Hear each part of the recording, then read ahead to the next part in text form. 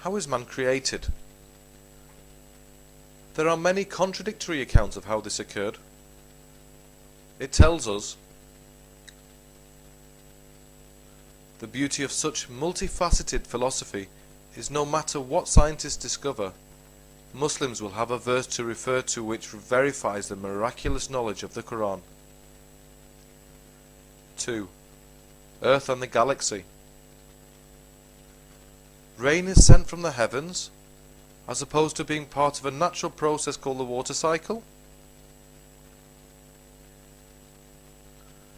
Reading these verses together provides an image of a very primitive understanding of the cosmos. A heaven that is raised with pillars that we cannot see. A sky put as a roof above our heads.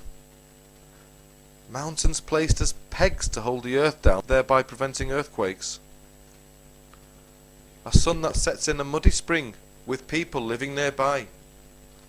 All nonsensical concepts having no alignment with modern science. There is no description of a great explosion and the formation of solar systems with orbiting planets around centric stars. No black holes, no corona, no ionosphere or quasars, but a heaven on invisible pillars. According to the Quran, Allah may not have even known about more hours of daylight at the northern southern hemispheres, because at the equator and Arabia the length of the day doesn't change. What were Eskimos at the pole supposed to do during the month of Ramadan, where the sun rises and then sets after 6 months? Starve to death? Or did the writer simply not know? 3. Human reproduction. This quote from Sayyidith requires no further elaboration.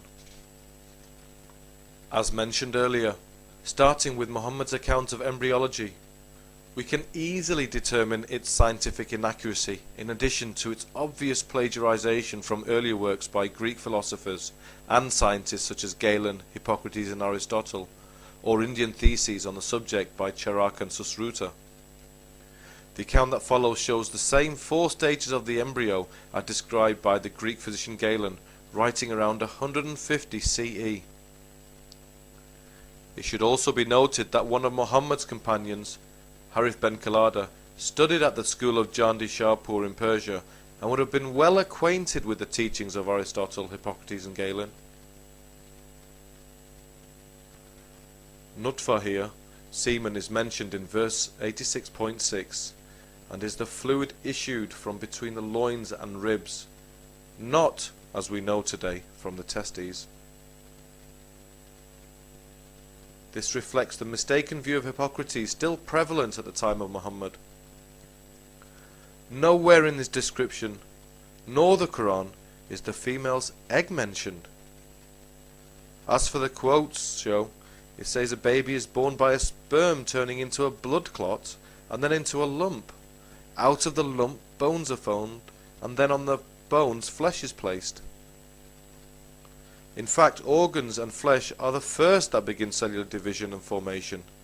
Later, as the child grows, bone structures begin to develop along with organs and flesh.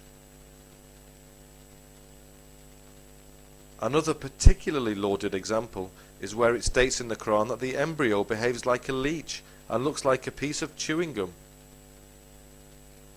Having read these quotes without bias, then leech-like behavior would have been inherently obvious during birth, as the umbilical cord bleeds when it is removed. Regarding chewed gum, I wonder if any small organism not yet fully formed could be described in this way. None of these facts would be considered as miraculous events if they were read with the same integrity as you would expect from a serious piece of research. 4. Spirits. Can there really be a spirit inside us that will rise when we are dead? Certainly, scientifically, there appears to be no proof that they exist. In fact, if ghosts, invisible beings, and magic were real and acceptable notions, then why in the real world are they derided and seen as a sign of lunacy when taken out of the context of religion? Muslims are supposed to believe in invisible spirits called jinns, which influence their daily lives. There is even a non-Muslim jinn that causes trouble to followers of Islam. The Kafir jinni influences the abnormal behavior of patients with psychiatric disorders. The Arabic word for a madman is majnoon, which means ridden by a jinn. With this knowledge, the treatment now becomes straightforward: to beat the jinni by beating the patient, and the jinn will leave. Psychiatric disorders are still treated this way in many Islamic countries.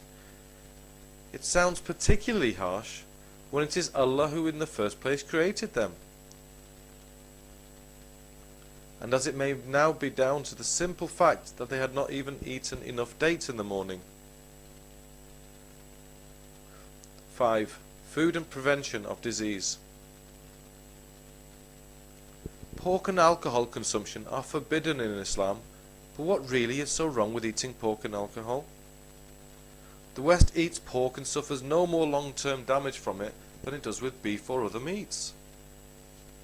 In fact, the BMA, British Medical Association, are yet to issue guidelines against the eating of pork, as they did with beef after BSE.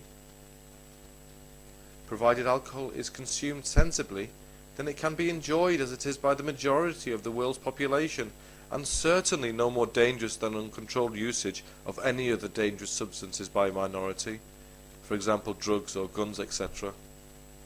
In fact, scientific research has demonstrated an association between moderate alcohol consumption and a lower risk of some cancers and cardiovascular disease. Prophet Muhammad also believed that certain types of food provide protection against all types of diseases. This applied even to his favourite foods, in particular honey, dates, and black seed. Here, the Prophet Muhammad advocated using camel's urine as medicine.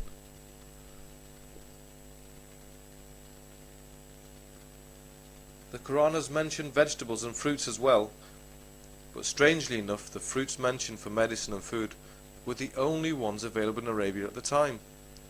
No exotic passion fruits, kiwi, or pineapples available in heaven. Only 14th century Arab fruits. This erroneous discovery of the healing property of flies' wings is described in the Hadith, but sadly it fails to specify which one of the flies' wings to eat for the miracle cure from the disease. I am sure many scholars could find ways to justify these clauses, as I am sure I could if I felt obligated to try. But would it be justification for justification's sake? However, it remains to be said that if the book was not a conspiracy or vision created by the need of rulers or individuals to find order and peace in an otherwise unruly and uncivilized society of the time, but actually written with divine knowledge and really was a book of God, then such oddities and inconsistencies surely would just not arise.